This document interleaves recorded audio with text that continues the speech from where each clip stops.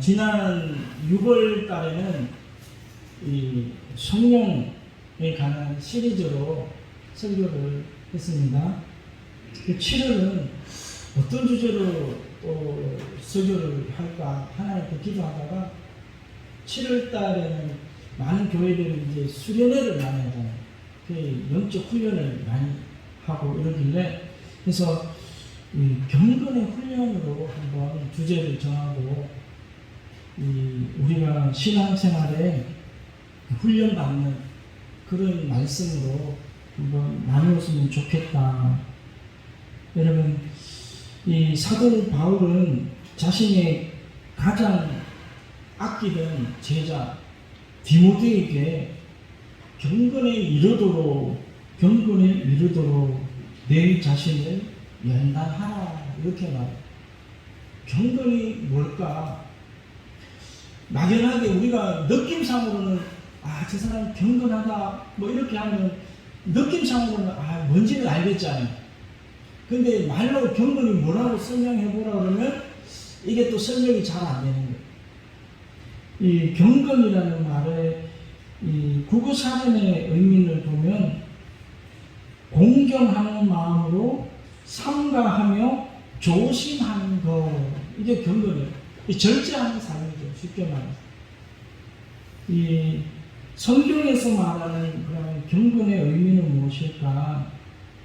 성경에는 신구약을 통틀어 70여 회 이상 이 경건이라는 말이 나와요. 그래서 경건이라는 말을 쓸 때는 거의 대부분 경건한 사람, 경건한 자, 경건한 삶 이렇게 앞에 형용사적으로 이렇게 나와 있어요. 신명기 33장에 보면 레위에 대하여는 일렀으되 주의 둔빔과 우림이 주의 경건한 자에게 있도다. 주님의 경건한 자에게 하나님의 둔빔과 우림이 있다. 이 말은 하나님의 응답이 있다 이 말씀입니다. 그래서 성경에서 말하는 경건이란 하나님께 대한 합당한 내적 태도와 구체적인 삶을 말한다. 하나님의 마음에 합한 삶, 하나님이 보시기에 기뻐할 만한 우리의 내적 상태, 이것을 경건이라고 말한다. 그래서 구약에 하시드라고 썼는데 이것은 이 헤세드, 즉 사랑과 자비와 인자와 긍휼과 은혜를 실천하는 사람을 뜻한다. 하나님의 자비, 하나님의 사랑을 실천하는 사람을 경건한 사람이다 이렇게 말합니다. 그래서 여러 가지 유사 용어들이 많은데 한마디로 말하면 하나님을 높이고 하나님께 기쁨이 되는 삶. 신약에도 보면 유세베리아라는 말을 쓰는데 신앙심이 깊음, 또 하나님을 두려워함 이렇게 쓰고 있습니다. 또 다른 말로는 거룩하다 이런 뜻과 유사하게 쓰인다고 합니다. 그래서 신구약을 통틀어 한마디로 말하면 하나님께서 보시기에 합당한 신앙의 삶을 말한다. 여러분, 우리 또한 하나님께서 보시기에 기쁨이 되시고 인정만 받을 만한 그러한 성도의 삶을 살아내기를 주의 이름으로 축복합니다. 그래서 오늘날 우리의 경건한 삶을 이야기할 때 이 교회 안에서의 삶만 이야기할 때가 많아요. 예배 드리는 모습이라든지 기도하는 모습이라든지 이런 것을 보고 저 사람은 참 신앙이 좋다, 경건하게 보인다 이렇게 말하는데 그뿐만 아니라 종교적인 의식이나 행사 외에도 우리가 내적으로 완전히 예수님의 성품을 담고 세상 가운데서도 하나님의 그런 아름다움을 실천하며 전파하는 그러한 삶을 가르친다. 그래서 성경책만 딱 잘 들고 다닌다고 해서 경건한 사람이 되는 것은 아니다 이렇게 말해요. 예전에 간증을 들었는데 서울 강남의 모 장로님은 새벽 기도 나올 때 만나는 사람들에게 절대로 인사하지 않는다는 거예요. 받지도 않아요. 왜냐하면 거룩하신 하나님께 먼저 인사를 드리기 전에는 사람과 이야기하는 것은 경건하지 못하기 때문이다. 이렇게 말해요. 이게 진짜 경건한 모습 맞을까요? 겉으로 보면 엄청 대단한 신앙인 것 같아요. 와, 하나님 제일 먼저 하네. 그런데 신앙을 하나님의 그 원리를 잘 모르기 때문에 하나님은 이 예배당 아래만 계신 분이 아니라 온 우주 만물에 편재해 계신 분, 어디에도 안 계신 곳이 없는 하나님. 그리고 주의 성령 하나님은 내 안에만 계신 게 아니라 믿는 모든 자에게 내주하고 계신다는 거예요. 내가 거룩하면 옆에 형제 자매도 거룩하다라고 인정해야 되는 거예요. 자기만 거룩한 거예요. 자기만. 그러면 다른 사람들은 다 부정한 건가요? 그 사람들하고 한번 이야기했다고 부정해가지고 하나님 못 만날 것 같으면 그런 잘못된 신앙을 우리는 버려야 된다. 사마리아인을 만났던 선한 사마리아인의 비유처럼 모든 경건하다고 말하던 이 유대 종교 지도자들은 다 그냥 지나쳐버리잖아요. 그거는 종교적인 의식이지 실제적인 주님이 바라는 경건과 다르다. 이방인이었던 이 사마리아 여인이 그 죽어가는 사람을 치유하고 그 치유에 필요한 모든 물질을 공급해 주잖아요. 좋은 이웃이 누구냐? 예수님 물으시잖아요. 너희도 이와 같이 하라. 선한 사마리아인 같이 그렇게 하라. 이 경건한 모습. 또 어떤 마을에 상가에서 홍수가 나가지고 물이 다 잠긴 거예요. 그래서 물을 퍼내야 되는데 갑자기 이게 양수기가 없는 거예요. 그래서 생각해보니까 옆집 교회에 양수기가 있는 거예요. 쫓아가서 목사님한테 양수기 좀 빌려달라. 그랬더니 뭐라고 그러지 않습니까? 하나님께 드려진 선물은 거룩하기 때문에 세속적인 것에 사용할 수 없습니다. 못 줍니다. 알겠다는 거예요. 여러분 기가 막히잖아요. 뭐가 더 중요합니까? 내 이웃을 내 몸과 같이 사랑하라고 그랬잖아요. 그러면 정말 이 양수기로 그 이웃을 돕고 정말 그렇게 했으면 세상 사람들이 교회를 어떻게 보고 참 좋은 일 많이 한다. 귀한 교회다. 이렇게 볼 거예요. 근데 거룩한 선물이라고 그렇게 매정하게 그냥 딱 잘라버리니까 돌아오는 것은 세상 사람들한테 욕밖에 돌아올 것이 없다라는 거예요. 이게 거룩이 아니라는 거예요. 그래서 우리는 이 거룩을 자칫 잘못하면 잘못 오해할 때가 많다는 거예요. 여기도 오늘 말씀해 보면 망령되고 허탄한 신앙을 버리라. 망령되고 허탄한 신앙을 버리라. 이렇게 나와요. 여러분 예전에 카톨릭에서 있었던 일이라고 합니다. 저도 지금 아무리 생각해도 이런 사건이 이해가 안 돼요. 카톨릭에서 우리와 같이 예배를, 그건 미사를 하잖아요. 미사를 드리는데, 거기도 성만찬이에요. 성만찬인데, 이제 떡과 포도주를 나누어요. 근데 이제 떡을 먼저 나누고, 이제 분잔을 하죠.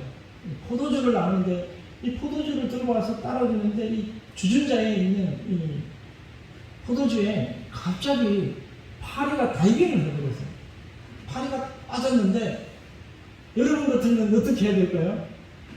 파리를 건져내고 그냥 그대로 승만찬에 이 포도주를 사용한다. 아니면 2번 그냥 파리와 함께 그냥 이 포도주를 그냥 다 버려버리고 새 포도주를 빨리 가져와서 한다. 1번입니까? 2번입니까? 2번이요. 1번.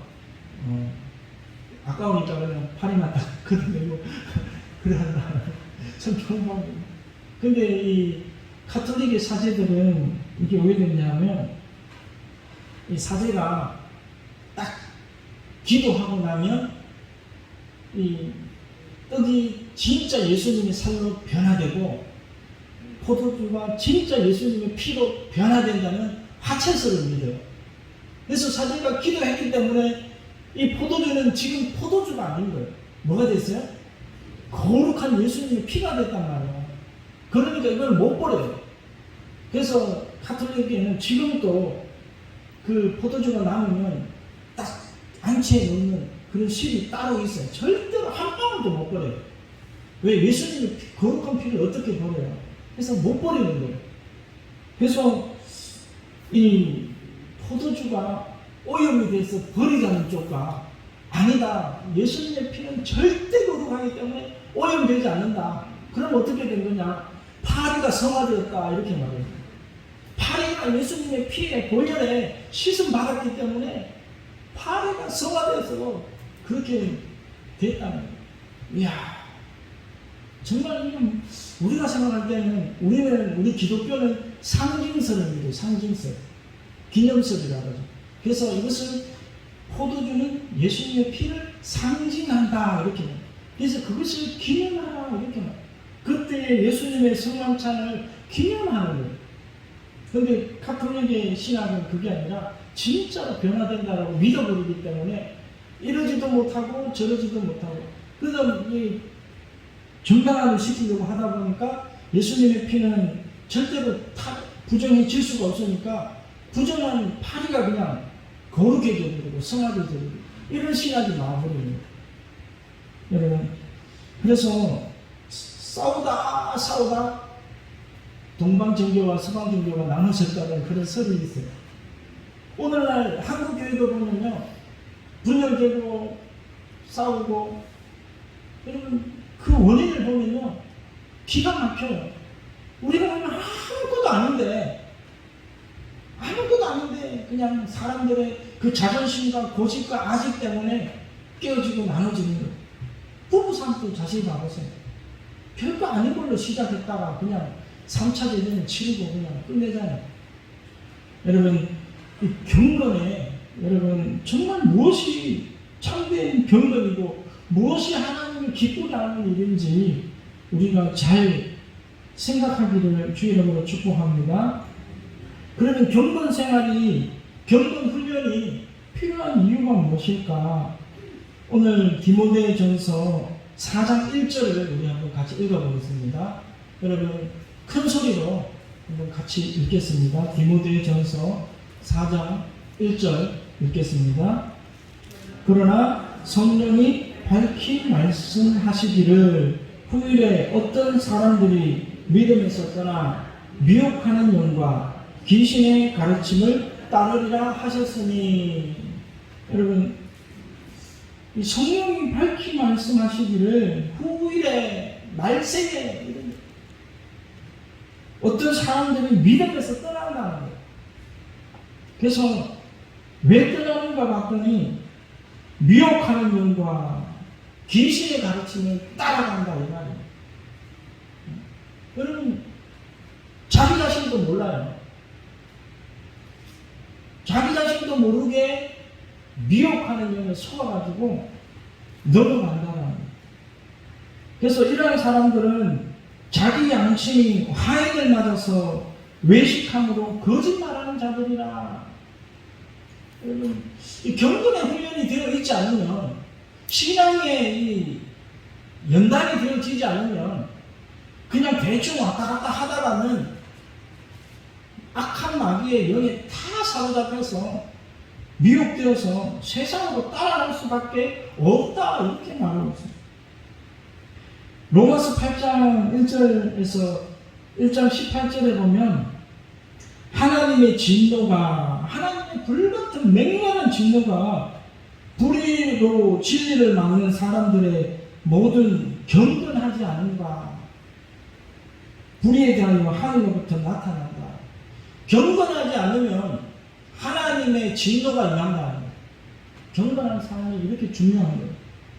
그래서 경건하지 않는 사람들의 모습이 어떠냐, 조금 제가 길지만 읽어드리겠습니다.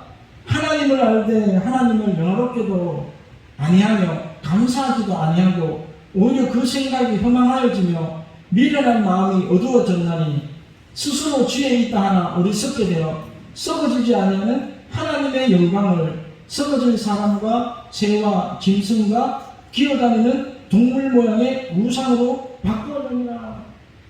하나님의 그 무한하고 위대한 영광을 새와 짐승과 기어다니는 동물의 모양의 우상으로 바꿔버렸다는 거예요.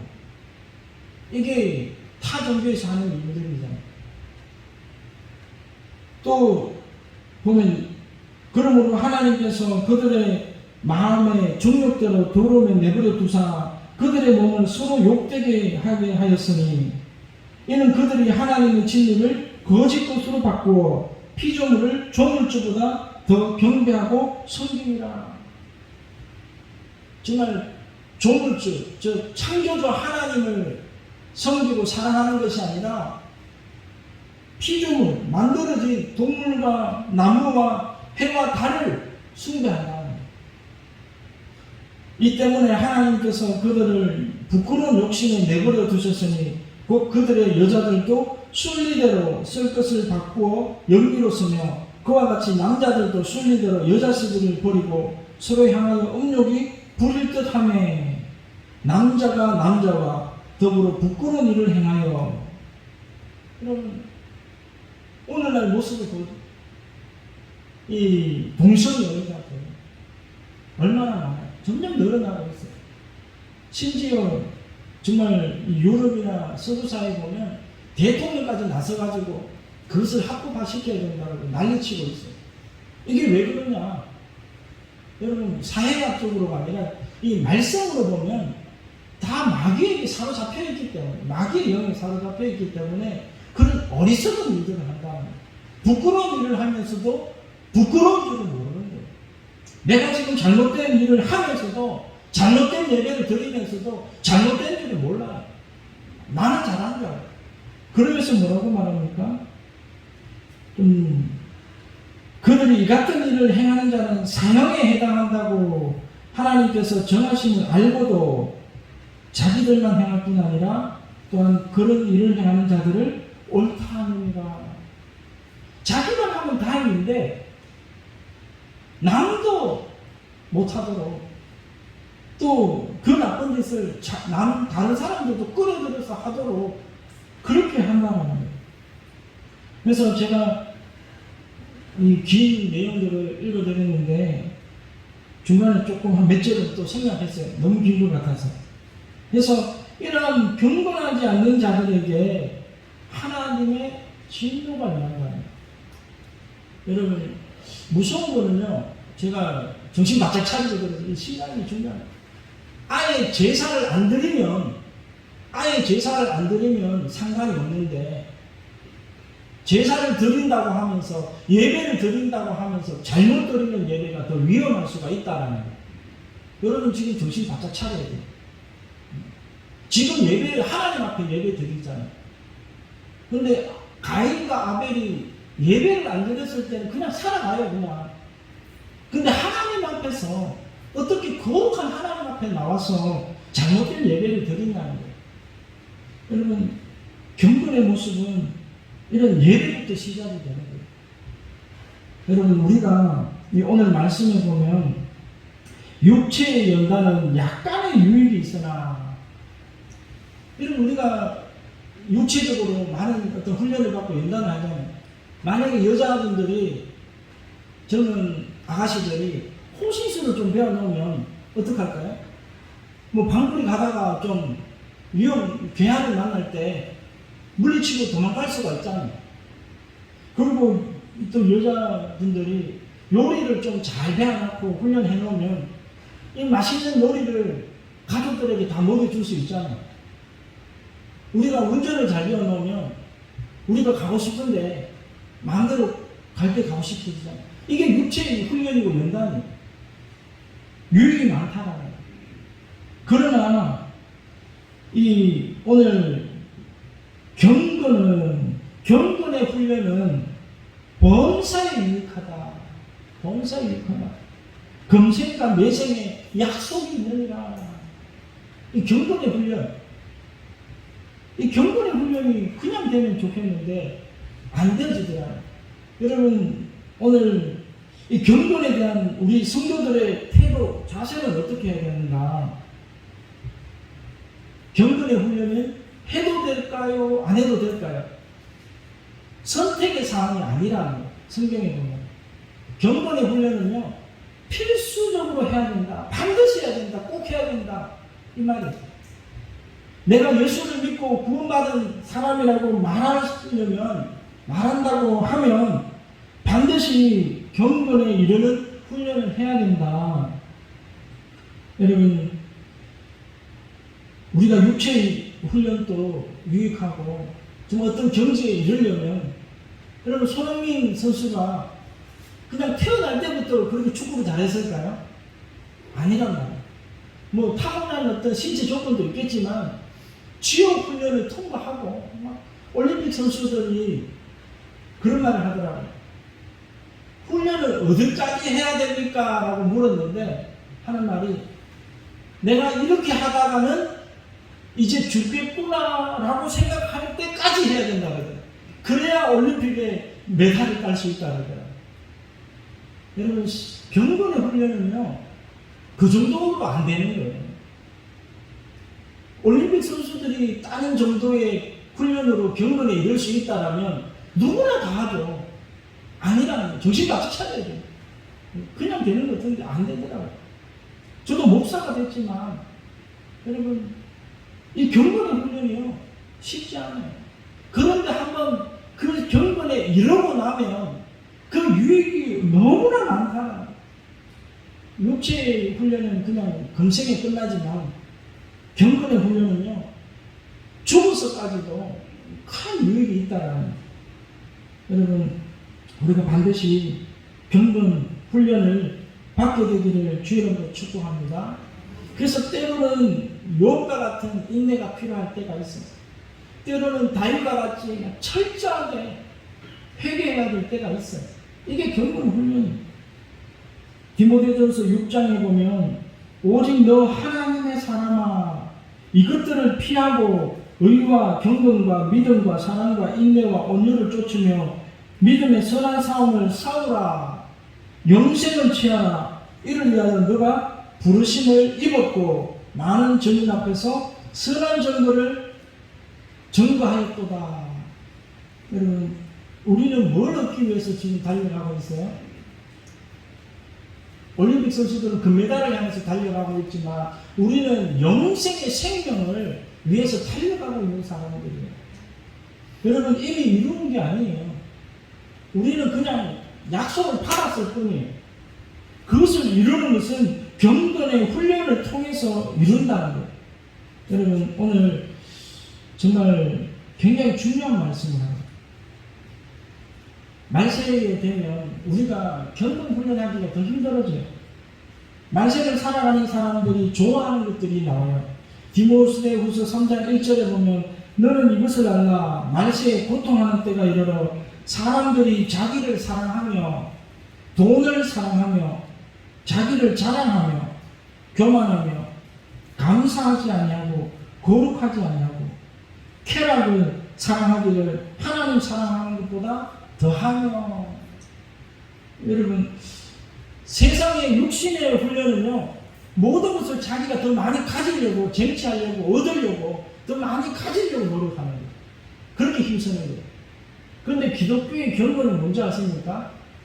모든 것을 내려놓는 거예요. 내려놓는. 욕심을 내려놔야 되고 자기 자랑을 내려놔야 되고 자기 사랑하면서 내려놔야 돼요.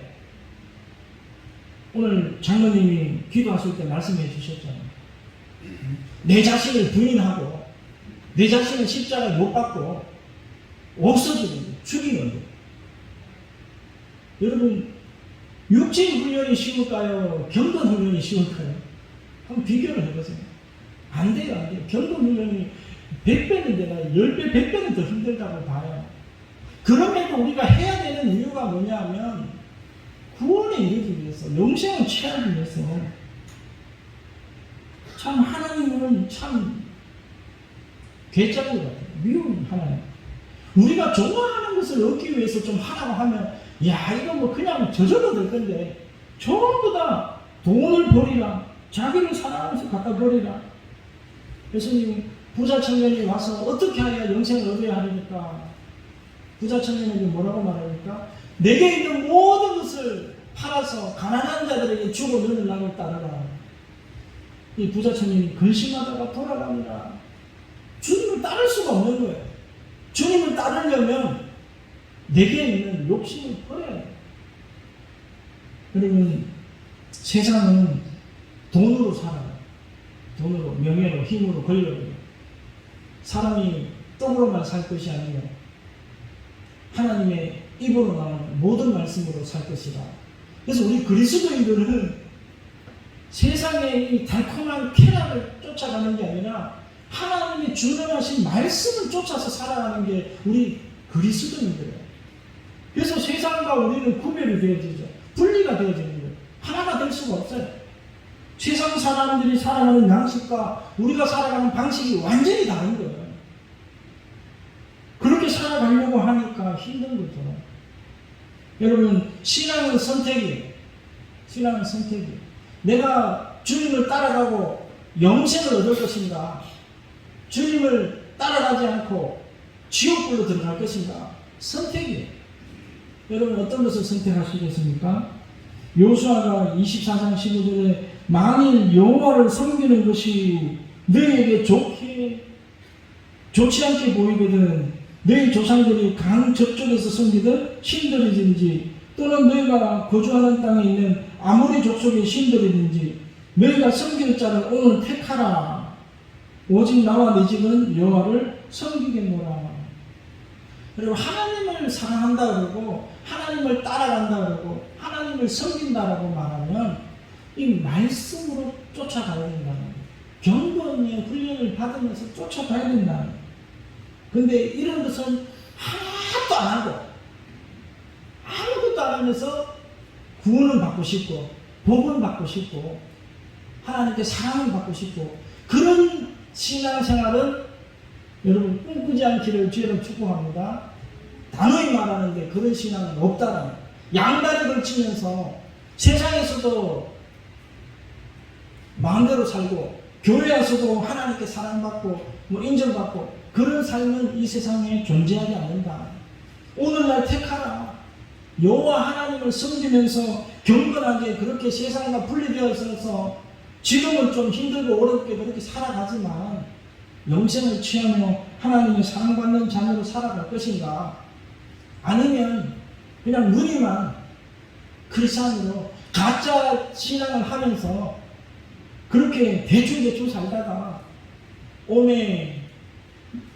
나중에 후회하는 삶을 살 것인가? 그게 아니는데 목사님이 하시는 말씀을 들을 걸 껄껄하는 신앙 되면 안 돼요. 그때 내가 회개하고 그때 영접 기도하고 주님을 따라갈 걸 그러면 안 돼요. 지금 이 시간 결단을 하셔야 돼요. 그래서 성도는 거룩한 행실과 경건함으로 주의 재림을 사모해야 된다는 거예요. 베드로후서 3장 11절 12절 이 모든 것이 이렇게 풀어지리니 너희가 어떠한 사람이 되어야 마땅하냐 거룩한 행실과 경건함으로 하나님의 날이 임하기를 바라보고 간절히 사모하라.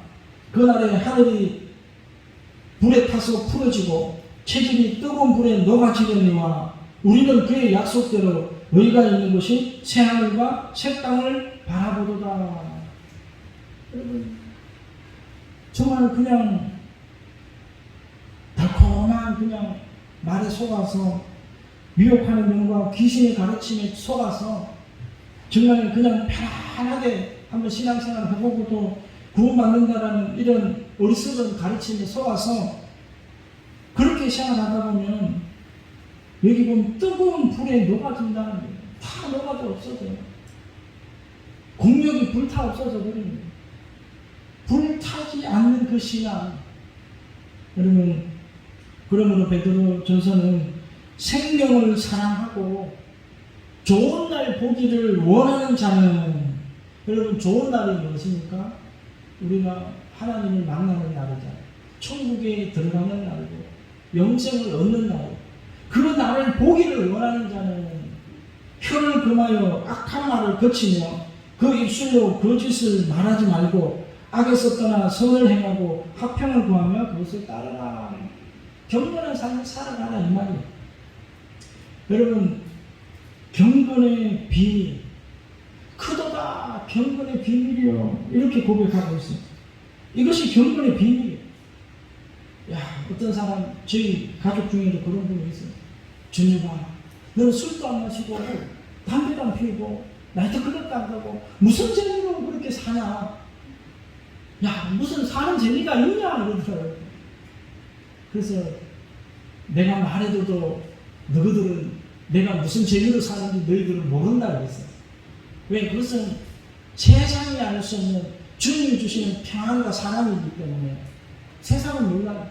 이게 영적 비밀이잖아요. 경건한 자에게 하나님이 만나주시고 가까이 해주시고 성령의 충만함을 주시는 거예요. 그래서 성도의 경건 훈련이 무엇인지 오늘은 그냥 개괄적인 서론적인 부분이니까 그냥 굵직굵직하는 것만 다루고, 이제 디테일한 것은 다음 시간에 하나하나 예배에 대해서, 기도에 대해서, 이런 말씀의 묵상에 대해서 다루는 시간을 갖도록 하겠습니다. 그래서 오늘 디모데전서 4장 5절에도 보면 하나님의 말씀과 기도로 거룩하여짐이라. 하나님의 말씀과 기도의 삶. 그래서 우리는 첫 번째로 말씀을 묵상하고 기도하는 삶을 살아야 된다. 그리고 성경을 날마다 읽으셔야 돼요. 그리고 우리가 어느 행실을 날마다 조심하고 가꾸어야 되고, 그래서 오늘 베드로가 말했듯이 이 세상과 구별하여져서 세속에 물들지 마라. 여러분, 세속에 물들지 않는 그런 훈련을 해야 돼요.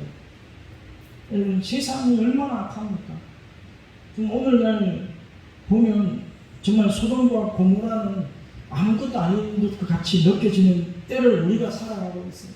자칫 잘못하면 오히려 우리는 그것이 부럽다. 우리도 한번 그렇게 살아봤으면, 우리도 한번 뽀대나게 한번 진짜 멋지게 저렇게 한번 살아봤으면, 그런 유혹과 미혹을 받을 수가 있다는 거예요. 그래서 그러한 것들을 우리는 정말 끊고 오직 하나님이 주시는 기쁨으로, 여러분, 그렇다고 해서 이 경건 훈련하는 사람이 다 가난하게만 사는 것도 아니에요. 다 못 사는 거예요. 보면 아브라함도 부자였어요. 요셉도 애굽의 총리였어요. 뭐냐 하면 우리가 그것을 쟁취하고 얻으려고 하면 우리는 잘못된 방법으로 갈 수가 있어요. 그러나 우리가 하나님 말씀으로 정직하게 그렇게 살아가다 보면 하나님이 우리를 그 자리에 옮겨주시고 만들어주신다면, 이게 신앙의 삶, 하나님이 그 삶을 누리게 해주십니다. 우리가 가는 게 아니라 하나님이 이루어주시는 그 삶은 잘못된 게 없어요. 그래서 주님이 주시는 복, 주님이 주시는 물질은 시험될 일이 없다라고 말하고 있습니다. 그래서 오늘 마지막으로 이 경건한 자의 축복은 뭐냐 하면 오늘 구원이 완성된다. 오늘 16절에 보면 너가 내 자신과 가르침을 살펴 이 일을 계속하라. 이것을 행함으로 내 자신과 내게 듣는 자를 구원하리라. 구원하리라. 여러분, 목회자도 구원받아야 되잖아요. 그래서 기도하고 말씀 묵상하고 하고, 또 나만 구원받으면 안 되니까 성도님들도 구원받게 해야 되는 게 목회자의 의무자잖아요. 그러니까 싫어도 먹여야 돼요. 자식이 밥 안 먹는다고 굶기는 부모가 누가 있어요? 영적 부모로서 여러분이 먹기 싫어도 어떻게 해야 돼요? 저는 말씀을 여러분에게 먹여야 돼요. 이게 제 사명이에요. 그래서 여러분 좀 강하게 제가 설교를 하더라도 양해를 부탁드리겠습니다. 그래서 빌립보서 2장 12절에 보면 그러므로 나의 사랑하는 자들아, 너희가 나 있을 때뿐 아니라 더욱 지금 나 없을 때에도 항상 복종하여 두렵고 떨림으로 너희 구원을 이루라. 받은 구원, 약속으로 받은 구원을 실제적으로 우리의 삶과 우리의 생활에서 이루어 나가라. 이렇게 말합니다. 여러분, 이 경건 생활에 대해서 이 웨슬리가 매일 자기 자신에게 질문했던 것을 한번 여러분에게 나누기를 원합니다. 이 요한 웨슬리는 감리교 창시자예요. 그래서 영국과 이 유럽을 다 정말 전 세계를 교구와 삼고 복음을 힘있게 전했던 목사님인데, 스스로 이렇게 자문하면서 경건을 훈련을 했다고 합니다. 첫 번째, 항상 기도하는가. 항상 기뻐하라. 쉬지 말고 기도하라. 무슨 일을 하기 전에, 밥 먹기 전에도 기도하고 하잖아요. 항상 기도하는가. 매 순간 하나님 앞에서 즐거워하는가. 이게 좀 어려워요. 제 스스로. 매 순간 하나님 앞에 즐거워할 수가 있는가. 여러분, 이게 경건생활. 하나님 앞에서 기뻐하는, 항상 기뻐하라고 했잖아요. 항상 기뻐하는가. 모든 경우에 감사하는가. 네 번째, 욕심내는 것은 없는가. 지금 내가 이게 하려고 하는데 욕심으로 하려고 하지 않는가. 그리고 두려워하는 일은 없는가. 두려워하는 것은 없는가. 그리고 여섯 번째, 내 중심에 끊임없이 하나님의 사랑을 느끼는가. 이것도 굉장히 어려운 말씀입니다. 우리 중심에 내 심령이 지금 하나님께 무한적으로 사랑받고 있다는 느낌이 있는가 이 말이에요. 대단한 거예요. 하나님의 사랑을 느끼며 살아가는 것이 너무나 중요한, 이게 경건이다. 하나님의 사랑을 경험하셔야 해요. 그리고 일곱 번째, 마지막으로 무슨 말이나 일을 하든지 그것이 하나님을 기쁘게 한다고 자신 있게 답할 수 있는가. 나뿐만 아니라 다른 사람에게도 내가 이런 말을 하고 이런 일을 하는데 이것은 하나님이 기뻐하시는 일이다. 자신 있게 말할 수 있는가. 이것을 물어봤다는 거예요. 이것을 날마다 자기에게 물어가면서 질문하면서 이것이 안 될 때는 자기가 회개하고 하나님 앞에 또 기도하며 나아가는 거예요.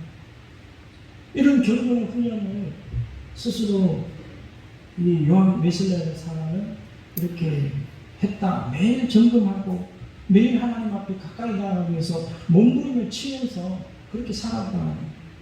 여러분, 저와 여러분은 하나님이 택하여 주시고 불러주시고 사랑해 주신 거룩한 하나님의 자녀들이 있습니다. 하나님의 딸들이잖아요. 자녀, 아들들이잖아요. 그러면 하나님의 자녀답게 이제 살아가야 돼요. 근데 그것은 그냥 되는 게 아니라 가꾸어야 됩니다. 나무도 그냥 놔두면 잡초가 우거져서 형편없이 되듯이 우리의 신앙도 그냥 그대로 두면 잡초가 나고 엉터리 신앙이 되는 거예요. 그래서 날마다 가꾸는 삶. 그래서 저와 여러분, 이 7월 한 달, 이 경건의 훈련을 한다고 생각하시고, 뭐 요즘 코로나 시기에 숙박을 하면서 수양회를 하고 그런 수련회를 할 수 없지만, 그래도 이 주어진 예배 시간에 조금이라도 우리가 하나님께 사랑받고 하나님의 자녀로 온전해지기 위해서 나아간다는 생각을 하시고, 여러분 예배에 오시기 전에 충분히 주무시고 충분히 좀 휴식을 취하고 예배 한 시간만큼이라도 완전한 정신으로 하나님 앞에 드려지는 그런 신앙의 훈련을 하시기를 주님을 축복합니다. 오늘 말씀을 생각하면서 우리 하나님, 우리가 정말 경건에 이룰 수 있도록 하나님의 성품에 하나님의 아들 예수 그리스도의 형상에 이룰 수 있도록 우리가 우리 자신을 면담하며 달려나기를 원합니다. 주여 영광 받아 주시옵소서. 이렇게 해달라고 주님께서 직접 우리를 오르만져 달라고 한번 다 같이 주여 일창하시고 통성으로 한번 기도하겠습니다.